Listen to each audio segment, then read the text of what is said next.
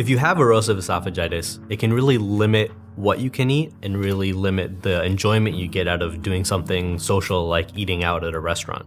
If you're looking at a menu with your friends, you have to be paying attention to what kind of food you're eating to try to avoid the symptoms of painful swallowing or food getting stuck.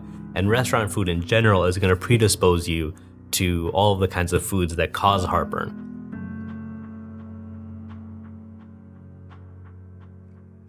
Restaurants often give very large portions, and it's very hard for many people to not eat the whole meal. When you eat very big meals, your stomach gets very full, puts a lot of pressure on the lower esophageal sphincter, or the muscle that keeps the stomach contents in the stomach, and that can lead to frequent relaxations and reflux of stomach contents up into the esophagus and lead to damage.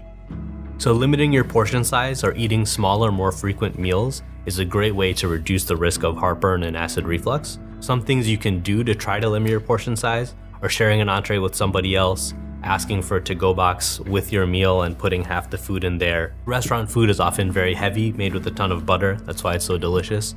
But those rich, heavy foods can lead to heartburn and acid reflux, and especially if you already have erosive esophagitis, can be quite painful. So high-fat meals are one of the most common kind of meal that can lead to heartburn and acid reflux because the food actually sits in your stomach for a lot longer. Some of the foods to look out for or try to avoid when eating at a restaurant include cheese, red meat, or fried foods.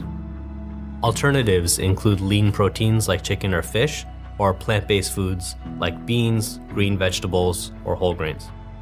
One of the more severe symptoms of erosive esophagitis is something called dysphagia, or the inability to swallow foods. That can be very distressing to people because it feels like the food is getting stuck.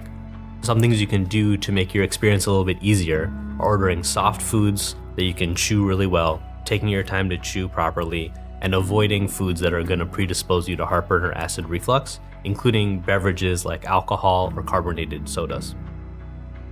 Heartburn and acid reflux sometimes can be managed with just lifestyle changes alone, but especially in the instance that it's not enough and you're still having symptoms, it's important to seek the help of a doctor to help you feel better and prevent these complications.